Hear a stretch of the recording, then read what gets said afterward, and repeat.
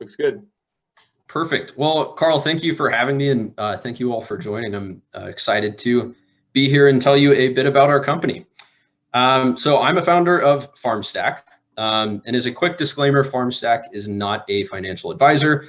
Any of our past performances aren't necessarily indicative of future returns. And as always, we encourage anyone with any questions to please see our terms and conditions of use online.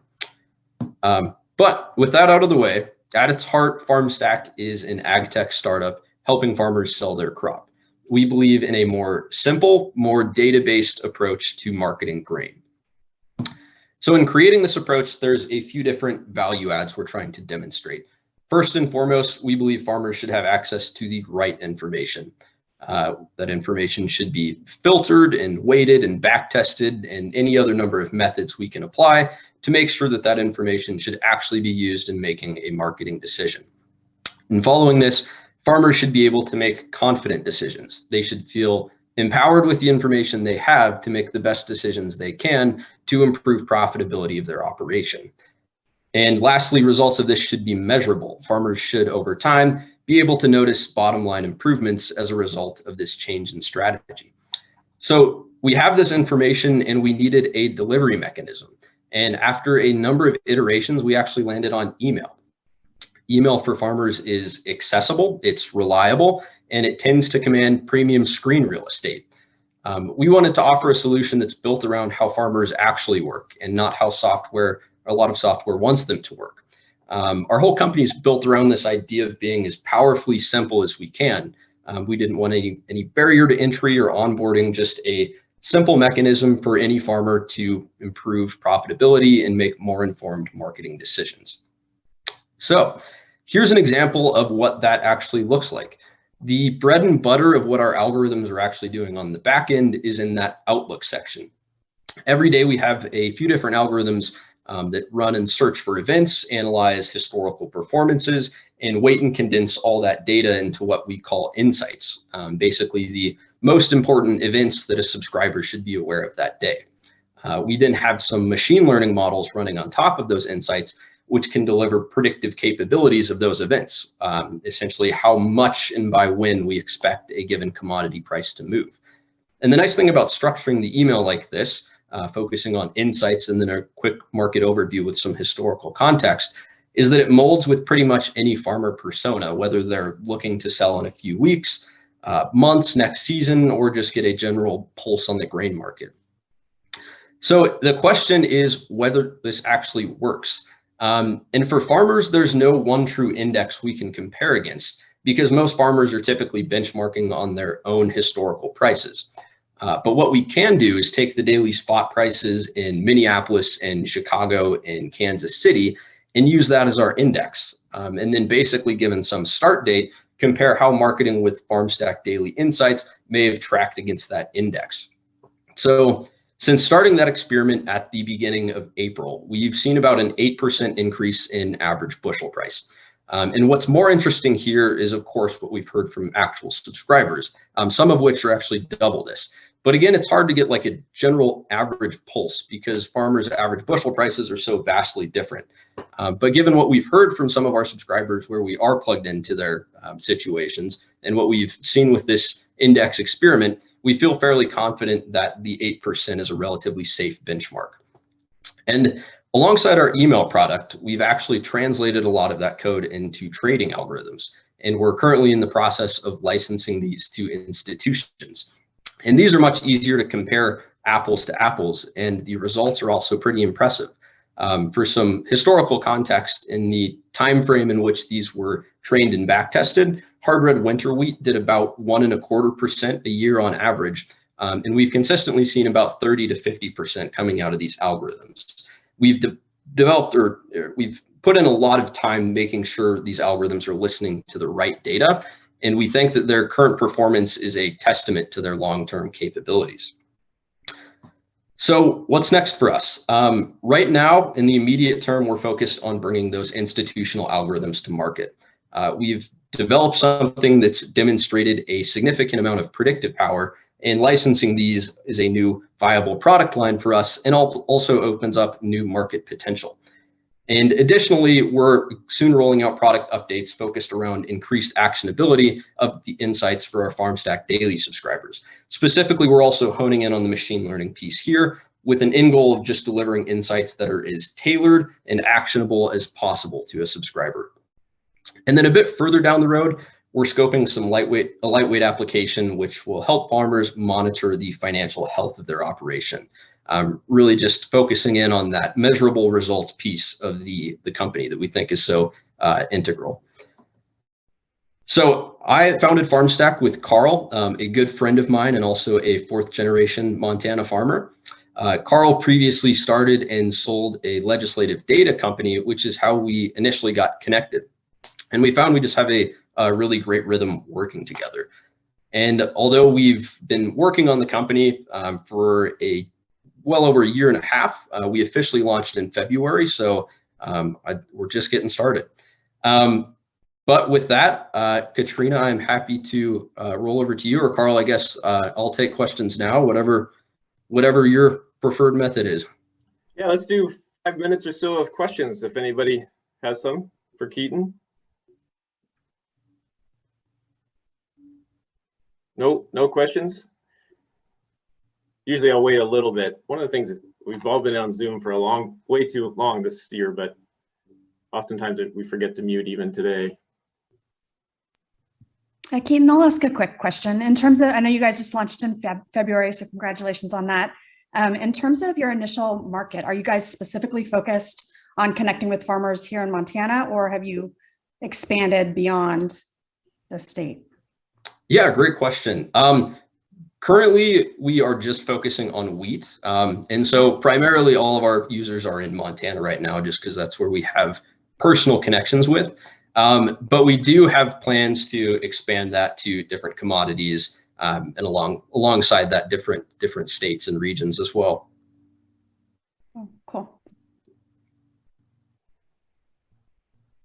And Keaton, maybe from an entrepreneurial perspective, or sort of this early stage as you are, maybe speak a little bit to, maybe the type of farmer you're looking at. So very specifically, one of the things that we talk to entrepreneurs a lot about is the customer discovery value proposition process of really identifying and honing in on who you're solving a problem for.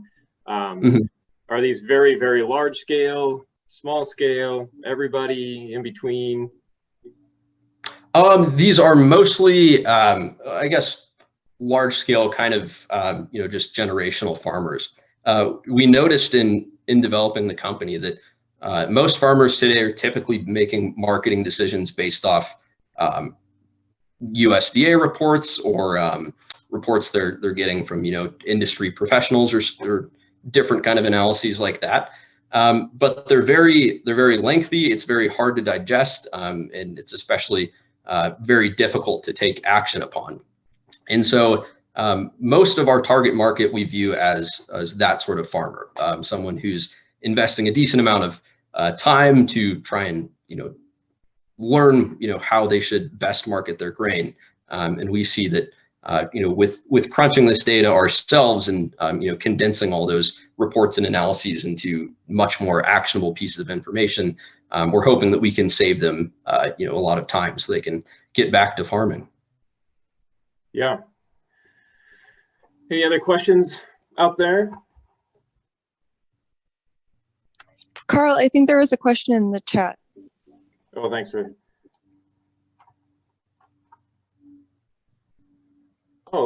So Abby asks, do you offer a trial period? We currently do not. We do send out a sample of what Farmstack Daily actually looks like on the website, but at present we don't. We have tossed this back and forth, so I wouldn't be surprised if this changes in the future, but right now, no. So if I were interested in signing up, just go to your website and can sign up directly there for the emails? Exactly. Yep. You can find us at farmstack.ag. I also noticed you have a pretty active Facebook page as well. Good place to follow what you're talking about. Oh, yeah. We publish a lot of, if you're ever interested in farm metrics, or generally how to run a farm like a business, we have a blog which we call Field Notes, where we post a lot of material kind of related to that. Okay, great. But one more sort of less Farmstack focused and more you and Carl focused question. What, you sort of maybe tell a little bit of the backstory, how you got started and why this direction? Sure. Carl and I actually got connected very randomly. I was studying abroad in Sweden, and he happened to be over there at the time, and he'd done 4-H with one of my cousins up in near Shoto when he was like 4. And so we just got connected via that.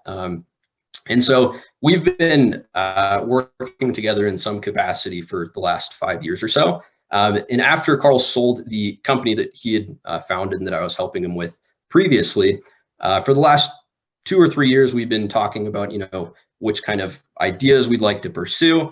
And we always landed on something sort of agriculturally focused. It's just an area that we both have a lot of passion about, and that we see a lot of room for improvement. And so we actually had a good 3 or 4 ideas that we kind of hashed out and validated, and just went through the whole process of figuring out what you actually want to do. But Farmstack came after a lot of research into pretty, I guess, complicated ideas, I would say. And we wanted to step back and focus on simplicity, really, where we can just create something simple that can add real value to a farmer. And so that was sort of the birthplace of where Farmstack came from. And like I said, I think that initial idea was maybe 1.5 years ago, 2 years ago, and we've sort of just been developing and honing in on which pieces of that in particular we like over the last 1.5 years. Great, thanks for sharing. Mm-hmm. Any last questions or other questions? We'll have time for more questions a bit later as well, but feel free. Carl, this is Jim. Can I offer a comment?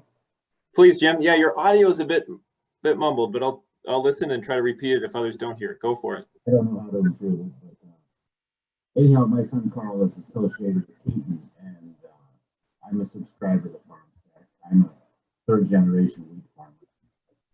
But anyhow, my son was pleading with me 6 weeks ago to sell some winter wheat, But by gosh, I've listened to him. And I'll say we sold near the very top. And but that is what was then the recommendation. Get some sold. And we did, and it dropped about $1.20 after we did it. It's recovered some of that now, but I clearly could see the value as a farmer of what Farmstack offers. And we did implement what they said, and we put it to use. And we sold new crop wheat, meaning it's still growing. We will be harvesting it in about 3 weeks and hauling it right to town, and make pretty good money off it because I listened to Farmstack and the advice they were giving. And I not only received the advice, I took action on the advice, which is what is critical. A lot of farmers, we see a lot of advice, but do we take action on it? Farmstack suggested we do take action, and we profited handsomely from the recommendation. Could you hear that clearly? Yep. Thanks, Jim. Jim's actually one of our first subscribers, and a lot of the advice and sort of the events and analyses that we look into have been based off of a lot of his experience and how he's running his farm. So thank you for that, Jim. One other follow-up on it. I think I sold just prior to a USDA report, which comes out about on the 10th of every month. Normally the market rallies into the USDA report and crashes, and again it did the same thing. So USDA reports can give you a marketing opportunity when you sell into it, but as soon as the report is out, it generally drops. So the reports generally aren't friendly to ag markets, except the one a couple days ago is friendly. So it's a wild game to play, I'll tell you. Yeah, yeah. Thanks, Jim, for that. It is. seems like as a farmer, you're always, every year's a gamble. You get one shot at it almost every year. So, yeah, any questions on the functionality of how that works? So we got Jim on the line who's actually just used it this year to sell his crop. Anyone out there interested in more details on that?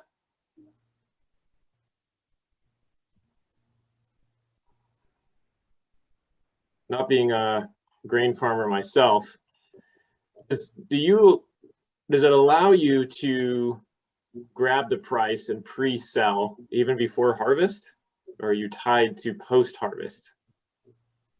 So we are focused mainly on just long-term increases in operational growth efficiency. And so the prices that we're publishing and the insights that we're delivering can be anywhere from, cash bids today to contract movements 6 to 8 months out. And so it really depends on what that farmer's financial needs actually look like. They may, need to sell grain this month to make an equipment payment or whatever, or they may be totally out of grain and just looking to unload next season, or they may have bushels left over from last and looking at the best price to get rid of it. So it really depends, but it's a very consistent mix of when those contracts and prices are actually available. Okay, but you're giving obviously some forecasting to that, so you're able to give an idea of what expected with the data you're seeing and historical trends, what might happen in the future.